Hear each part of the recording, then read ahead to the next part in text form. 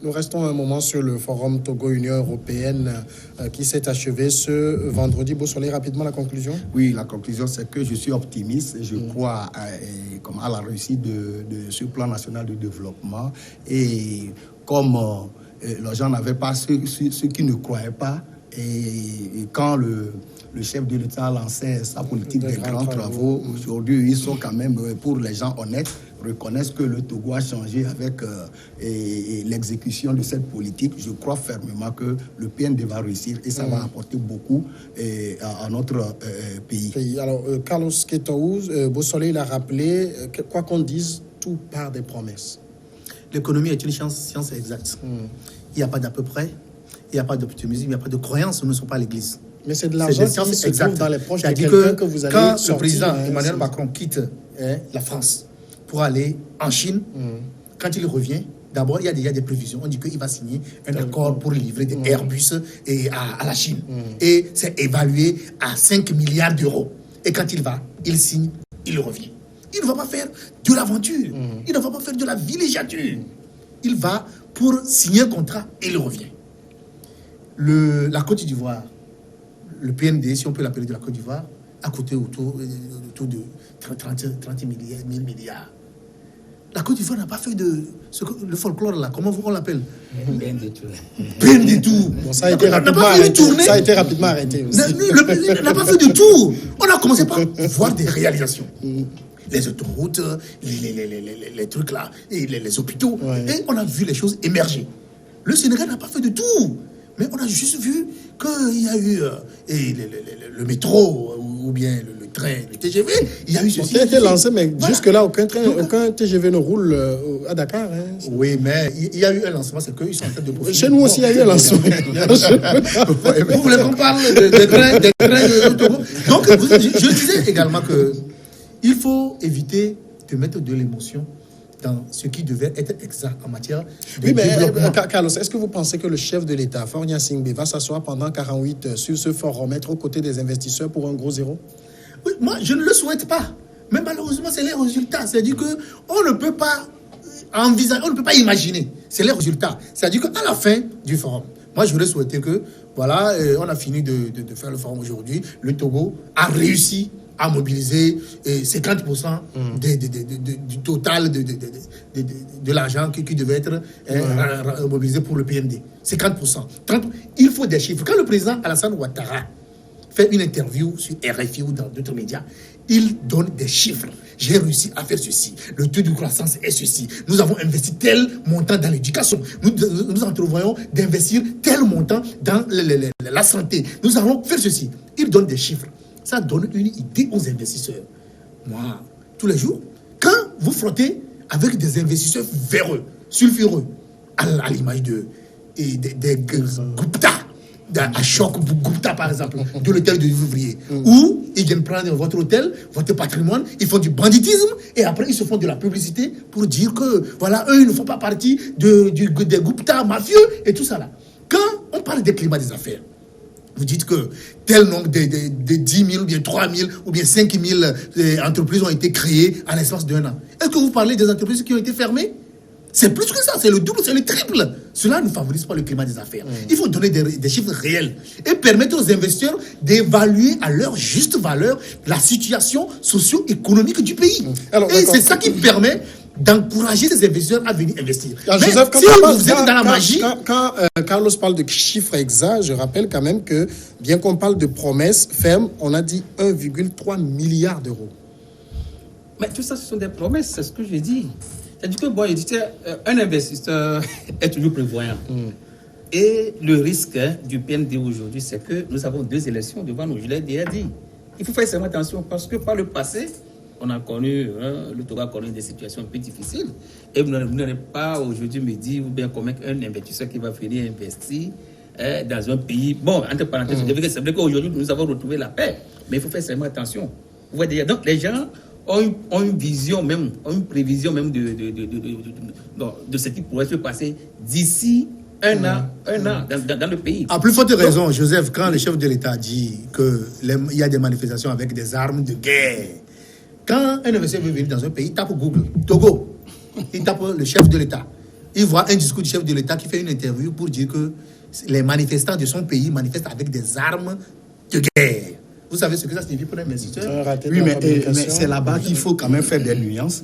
Le chef de l'État dit qu'ils ne peuvent pas permettre que des gens manifestent avec des armes de guerre. Ça veut dire qu'il y a eu des manifestations. Oui, bien sûr. Et on a jugulé ça. Et vous pensez que c'est réel? Il y a des armes de guerre. C'est pour éviter cela qu'il y a quand même des interdictions. Non, ce n'est pas des interdictions, mais des changements d'itinéraire. Bon, je ne peux pas dire qu'on est prudent et que l'État a cette responsabilité de protéger les personnes et les biens. Et vis-à-vis des investisseurs. C'est ce que ça encourage, ça si j'interviens dans vos propos pour dire la nuance qu'il y a entre le fait de dire qu'on ne peut pas permettre et tout ce que vous racontez sur des médias, que le chef de l'État, le fait d'avoir parlé des armes, que ça va faire fuir des investisseurs. C'est logique. C'est le contraire. Le chef de l'État, le premier responsable du pays, qui ne permettrait pas. Ça peut rassurer les investisseurs. Alors, par ailleurs... Non, en fait, moi, je voulais dire aussi, parce que au début, j'avais vu que quand vous voyez le PND, c'est vrai que c'est un projet ambitieux, mais j'ai l'impression qu'on veut tout embrasser. Durant les 5 ans, on peut tout faire, on peut tout présenter aux investisseurs. Non, il faut faire seulement. Il y a quand même des axes prioritaires, l'agriculture. Mais aujourd'hui, tel que présente le PND aux investisseurs, c'est que investir dans tout. C'est pourquoi moi j'avais demandé au premier, mais quelle est la priorité de la priorité? Est-ce qu'aujourd'hui c'est l'agriculture? Tu comprends? Qu'on présente aux investisseurs, voilà les projets que nous avons dans l'agriculture. Et nous voulons des financements. Et peut-être qu'après 2 ans, on présente encore d'autres as. Après 3 ans, on présente encore d'autres as. Mais si on a l'impression qu'on veut tout présenter aux gens, c'est vrai, ceux qui viennent, ils ne peuvent que faire des promesses. Mais est-ce qu'on y a dans sa poche? Ça ne se jamais. Mais est-ce que l'un peut se faire sans l'autre? Par exemple, quand vous dites investissez dans l'agriculture, après l'agriculture, il faudra des routes pour transporter les produits. Vous savez, je vous dis, quand vous prenez le Maroc, le Maroc aussi a eu son plan national. C'est finalement un copier-coller de la même chose. Mais vous savez, les choses ont été faites priorité par priorité, en commençant par quoi? Les infrastructures. Les infrastructures, à passer par l'énergie. L'énergie, à passer par l'eau, à passer par le tourisme, le tourisme par l'agriculture. Et tout est clair. Quand le Maroc sort pour aller chercher des investisseurs, c'est dans ce domaine tête. Mais aujourd'hui, quand on voit ce qui est présenté aux investisseurs, c'est tout le projet, c'est tout le plan qui a été quand même lancé aux investisseurs. C'est là pourquoi je dis qu'il faut faire seulement attention. On nous a annoncé 300 investisseurs. Très bien.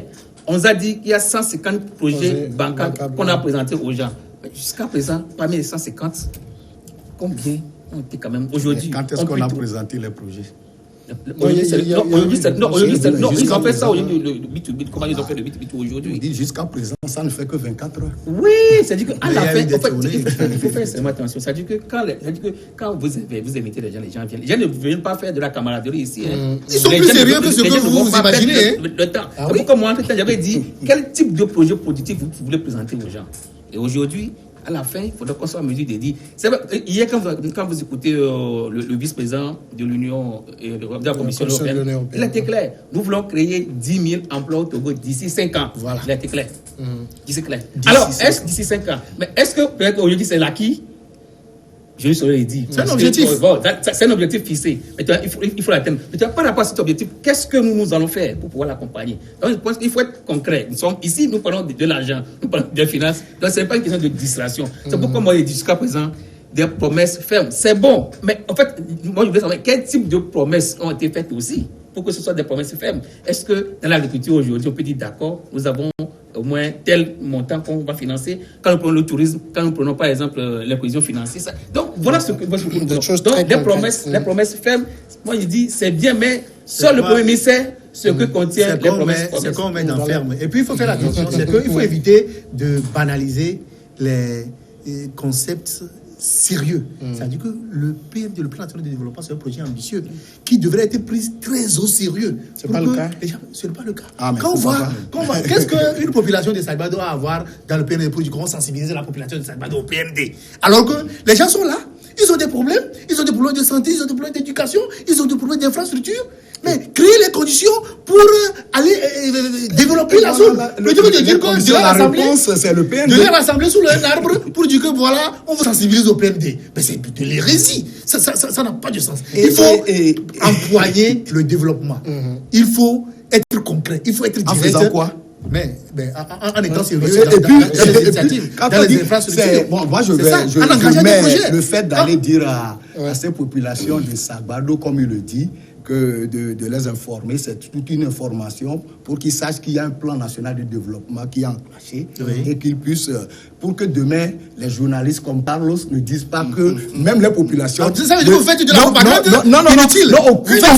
Ils sont les premiers à dire lorsque le plan on s'enferme quelque part avec le plan national de développement et que les populations ne sont même pas au courant. Ils sont les premiers à dire que non, le gouvernement n'a fait aucun effort pour informer les populations de l'existence de ce plan. Moi, je ne parle pas du contour de l'information, mais je dis que quand les populations de Sagbado sont sensibilisées pour le plan national de développement, ce n'est que de bonne guerre, ce n'est que de leur droit et c'est du devoir de l'État d'informer la population de l'existence de ce plan. Voilà. Donc, au jour d'aujourd'hui, moi je le dis, les gens ont dit qu'en 2 ans, comme sur ce plateau, on a dit au Sénégal, en 2 ans, 3 ans, on a vu comment les choses se sont passées. Le plan national de développement du Togo, le PND, a été lancé depuis quand? Pour que les gens jettent déjà la pierre sur... il faut combien de temps? Il faut combien de temps? C'est en 2022. Ceux qui ont conçu ce plan et ceux qui ont initié ce plan ne sont pas des enfants. Ne sont pas des moins que... Mais ils ne sont pas non plus des magiciens. Mais cessez de dire que on est à peut-être 6 mois, peut-être 3 mois du lancement du plan national de développement et on ne sait rien. Attendez de voir, vous n'avez pas conçu ce plan, vous êtes sceptique quant à la réussite de ce plan. Attendez de voir, tous ceux qui ont conçu le plan, le gouvernement, le président de la République en tête, sont optimistes.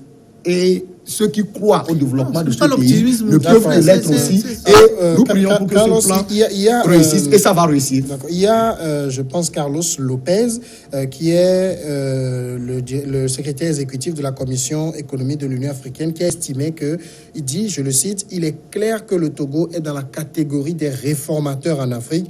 Il a le plus grand nombre de réformes à son actif dans un délai très court. Et ça, on ne peut pas le nier. Oui, ça dépend de celui qui parle.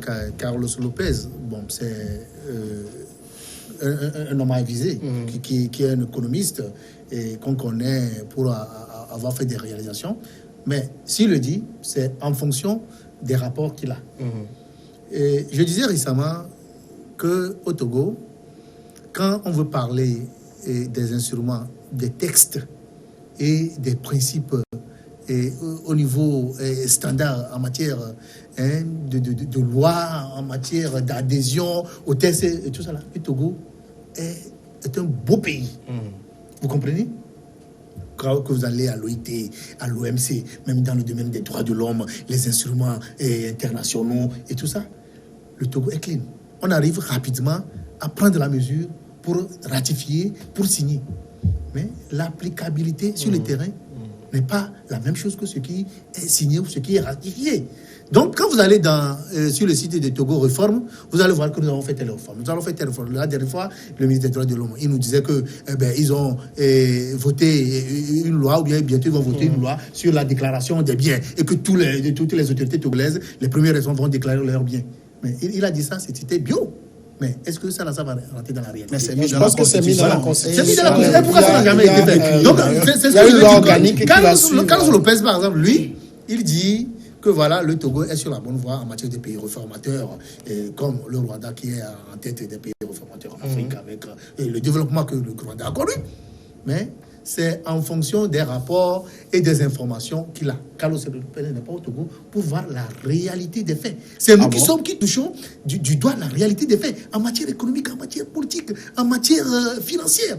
Nous touchons de la réalité. C'est vos rapports qui sont crédibles, qui sont fiables, par rapport aux rapports que les institutions à caractère international on ne fait pas du rapport, on constate. aux institutions. Et nous avons les informations des investisseurs qui voient les difficultés qu'il y a à investir au Togo. Les difficultés qui vont dans un sens où, quand vous venez investir, la corruption oblige, on vous dit qu'avant d'investir, il faut prévoir la commission de 10 ou de 20%. Si c'est 50 000, c'est 100 000, c'est 1000 milliards. Ça, c'est de l'incantation. Ce n'est pas de l'incantation, nous avons des preuves. Oui, mais alors, vous ne lisez pas. sur la question, Joseph Gara,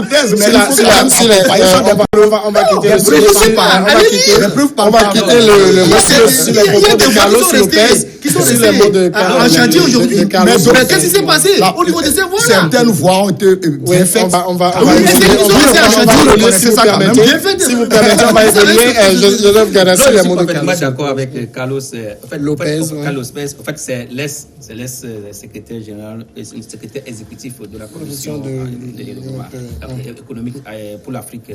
Non, je pense que ce qu'il a dit, comme il dit, c'est sur papier et je suis d'accord que même quand vous prenez le gouvernement, c'est vrai, il faut avoir le courage de le dire. Que, en fait, moi, il dit, quand on prend le chef de l'État, ayons le courage de dire que lui-même, la personnalité, vous sentez qu'il a cette volonté, il a cette volonté ferme de marquer son histoire au cours de son passage à la tête, c'est quand même du pays. Une chose est d'avoir la volonté, mais il faudrait que l'équipe qui t'entoure ait aussi cette volonté de t'accompagner. C'est tout le problème. Sinon, vous pensez que l'équipe ne l'accompagne pas? Ah, mais s'il y a de tous ces problèmes, ça dit quelque part, l'équipe aussi a failli. Et moi, je l'ai dit, regardez quand vous prenez le du business, le Togo a fait un bon de 19 places. Ça, si c'est que le chef de l'État n'a pas cette volonté, on n'ira même pas faire les réformes. Les réformes au niveau de l'investissement au Togo, de la création d'entreprises, même le paiement des tasses, l'électricité, tout ça, les réformes foncières et les réformes minières. Aujourd'hui, c'est le code d'investissement aujourd'hui qu'on arrive au PND. Donc, je pense que tout ça, là, ce sont des réformes. Comme je l'ai dit, c'est bien. Ça, c'est bien. Ça permet quand même aux investisseurs de venir quand même au pays. Maintenant, comme il a dit, c'est vrai aussi, il y a une réalité qui est sur le terrain. Heureusement que, selon mes informations, on me dit que c'est Togo Invest qui va assurer, ou bien qui serait quand même la structure d'investissement quand même au Togo. Parce que, entre-temps, au niveau du PND, ça a été quand même... on a prévu une structure qui va coordonner. Mais attention, parce que la structure... vous verrez les gars du ministère, les gars de la présidence, les gars de comme l'appelle de la diplomatie. Finalement, on ne comprend pas, on ne sait pas qui fait quoi. C'est pourquoi à un certain moment, on avait dit il vaut mieux, même s'il faut faire des appels à candidature, que les gens viennent quand même pour pouvoir quand même. On va évoluer vers le second sujet. Ce qu'on va dire aujourd'hui, c'est vrai qu'après ce forum, il faudrait que quelque chose change au Togo. Exactement. Mais, je l'ai dit, si rien ne change et qu'il faut qu'on continue durant les 8 mois à venir, qu'on ne voit pas un changement, je pense qu'il faut commencer par réfléchir. Joseph, ça va changer. Nous allons évoluer vers le second sujet. On va parler maintenant du second sujet Togo, c'est le début de la campagne électorale pour les municipales. Il faut désormais s'habituer à parler de municipales et non de locales parce que, comme on le dit, les locales, ça rassemble peut-être les municipales, les régionales, là maintenant c'est les communales ou municipales qu'on fait. La campagne a démarré, Carlos Ketohou, très timidement. Oui, timidement, mais je pense que ça va évoluer parce que, vous savez, depuis 32 ans, c'est la première fois que certains connaissent l'histoire des élections locales au Togo. Et j'ai constaté qu'il y a beaucoup d'engouement en matière de candidature, en matière de la mobilisation des populations des candidats et des gens qui veulent s'essayer en politique, on le voit, et surtout avec la bénédiction des réseaux sociaux, WhatsApp et tout. Et eux aussi, ils ont une vitrine où ils peuvent se présenter comme candidat à une élection, ce n'est pas rien. Donc cette mobilisation donne du courage à la chose politique. Les gens n'ont pas eu l'occasion de le faire parce que les élections étaient législatives où il y avait Et des gens qui étaient à un niveau donné, c'est eux qui pouvaient se permettre d'aller aux élections législatives avant le 20 décembre où il y a eu le Méli-Mélo, le Ramassi. Et puis, à côté aussi, il y a également au niveau des populations une certaine volonté de pouvoir agir sur les élections locales pour préparer la présidentielle. Oui. Parce que l'information qui circule très souvent, c'est qu'on dit que ce sont les élections locales qui constituent la base de la démocratie et ce sont les élus locaux qui peuvent constituer le catalyseur pour arriver à une certaine situation d'élection démocratique et présidentielle. Et comme la majorité de la population aspire à l'alternance et qu'on n'a pas trouvé les moyens de pouvoir mettre fin au règne sempiternel de Faure Gnassingbé, qui est à son 4e mandat. Donc on veut trouver l'occasion de voir d'aller. Il sera candidat si comme il pourrait être candidat. Lui-même, il maintient le flou. Un 4e mandat. Donc, les gens se disent que bon, quand on va se mobiliser autour des élections locales, on aura une base solide, on aura des conseils municipaux, on aura des conseillers, des acteurs à la base qui peuvent faire remonter la question de la mentalité à voter, à aspirer à la démocratie, à la gouvernance et réussir peut-être l'alternance. Donc c'est ça qui crée aujourd'hui l'engouement. La campagne, je pense que ça va prendre la mayonnaise va prendre et on va connaître une belle campagne. Oui, je crois que c'est une très bonne chose, les élections communales. Ça fait 2 ans qu'on n'a plus de ces élections. Il y a de l'engouement et je crois que la campagne sera quand même une campagne très mouvementée. Et bon, cette fois-ci, ceux qui avaient boycotté les élections du 20 décembre, ils croyaient que quand ils ne sont pas allés aux élections, que ces élections ne sont pas crédibles. Ils ont retenu la leçon.